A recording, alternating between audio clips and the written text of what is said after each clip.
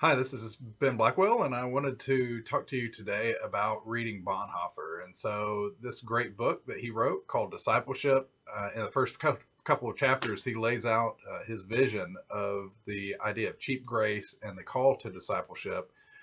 And as we read this, I want to give some orientation to things he's got to say here, since and sometimes we miss or don't understand the context in which he's saying these things, and particularly we lose some of the impact of which she's calling us. And of course, it's a very direct couple of chapters, or at least that second one in the call to discipleship, and very convicting in a lot of ways. And so hard to miss that. But as we think about the idea of where his message impacts us, it becomes even more convicting because sometimes we see that we're actually right in the midst of what he's calling out rather than him calling out somebody else.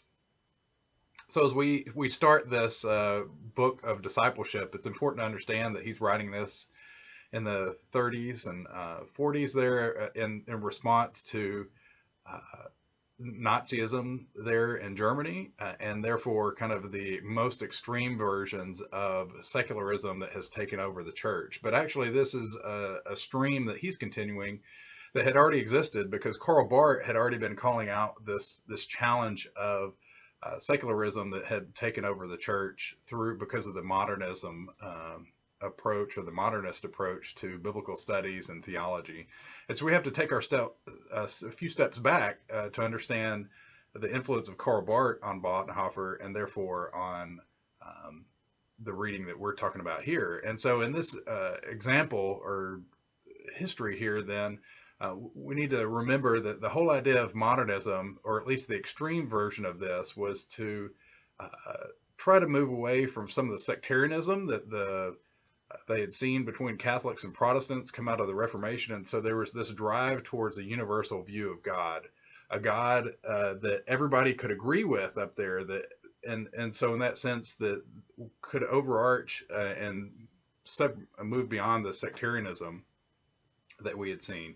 And there's lots of other impulses with this, the rationalism that comes out of the modernist movement, and therefore these things that drive that. And so we're talking about the 1650s to about 1900 or so here, in general terms. And so one of the things that's behind this then is that Karl Barth wanted to stand against the deism that arose out of that modernist movement. Because when you move to a least common denominator God that can move beyond kind of the sectarian views here, what happens then is you get a God that isn't active anymore. And so this is the whole focus of deism, is that God is inactive. He's up in heaven hanging out. He created the world, but after that he left and he's doing his own thing. And so the most fundamental aspect about the modernist view of God is that he's inactive. And so if God is up there doing his own thing, then he's not coming down here. And so how do we know anything about God? Well, it's by looking at the creation where he was active back in original activity, instead of looking at his act in time, particularly through Jesus Christ. And so for the modernist approach to Jesus then is that he's just a good man who points us to God. He is not God incarnate, because that would be God down here doing something. And so Karl Barth then expressly rejects that, and so returns to Protestant roots, and that gives a really strong focus on the theology of cross, particularly that we find in Martin Luther. And in that sense, that in the cross is where we see God act most fully. He is coming down to engage a broken world and bring transformation to what could not come from below. And so in that sense, Karl Barth is standing expressly against the modernist impulse of a deist God who's inactive and unconcerned. Is that actually God is very concerned. He's very active. He's down here bringing transformation. And in that sense, when his call to discipleship and this call to follow the kingdom is not just a way of being a nice person and that you can find anywhere in the world, there's a specific way to follow that. And that way is to follow after Jesus Christ, who is the revelation of God. And so in that sense, Bonhoeffer very much is standing in that Barthian tradition, that he's calling us out to follow Christ and not follow a cheap grace. And so in that sense, when we talk about cheap grace, sometimes people get a little bit confused with that because he's using the term grace here, but Bonhoeffer says this is no grace at all. What it is, it's just this idea that nature itself pervades goodness and good things from God. And so in that sense, it puts a lot of emphasis on God's initial work in creation. But what it does is rejects or minimizes the reality and the radical nature of sin and how that it's corrupted the world.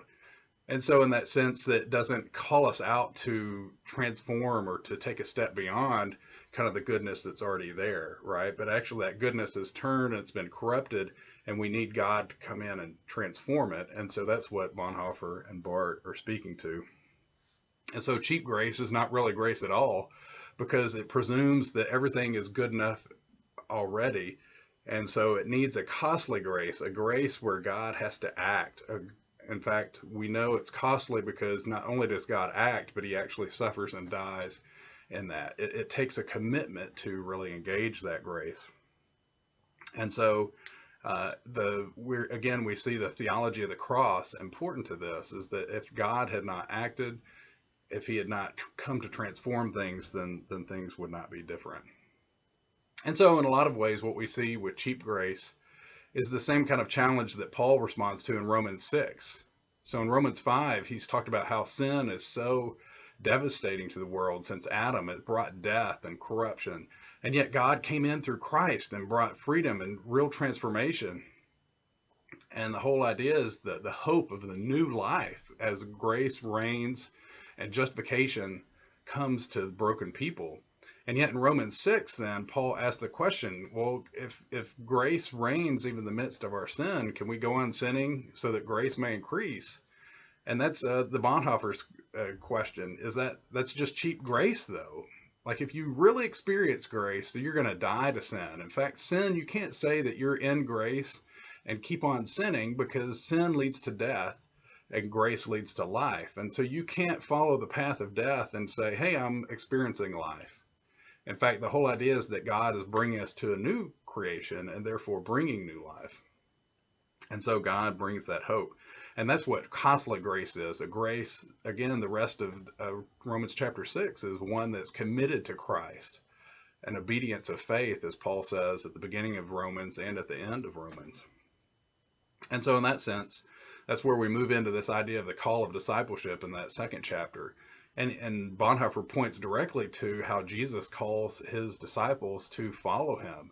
And so it's the whole kingdom of God. It's not just Jesus here to bring and preach forgiveness, but it's one who is running and ruling over the world. And so if he's king, then we have to follow him as his subjects.